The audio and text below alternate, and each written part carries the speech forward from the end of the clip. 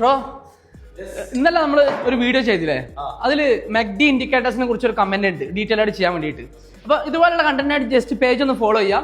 നമ്മൾ trading view എടുത്തതിന് ശേഷം ട്രേഡിംഗ് വ്യൂവിൽ ഇൻഡിക്കേറ്റർ സെക്ഷൻസ് ഉണ്ട്. ജസ്റ്റ് ട്രേഡിംഗ് വ്യൂ ഓൺ ആക്കിയതിനു ശേഷം നമ്മൾ ഇവിടെയാണ് ഇൻഡിക്കേറ്റേഴ്സ് ഉണ്ടാവുക. ഇതിൽ പോയിട്ട് ജസ്റ്റ് MACD എന്ന് ടൈപ്പ് ചെയ്ത്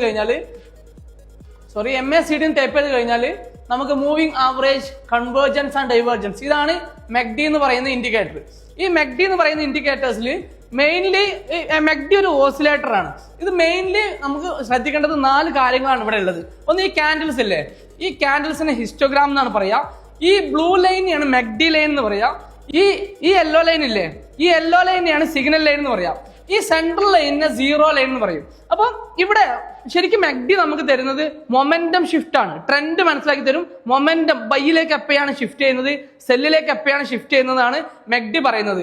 ഈ ബ്ലൂ ലൈൻ, അതായത് മെഗ്ഡി ലൈന് ഈ ഓറഞ്ച് ലൈനിന് ബ്രേക്ക് ചെയ്താൽ ബൈ സ്റ്റാർട്ട് ചെയ്തു എന്നാ പറയാം.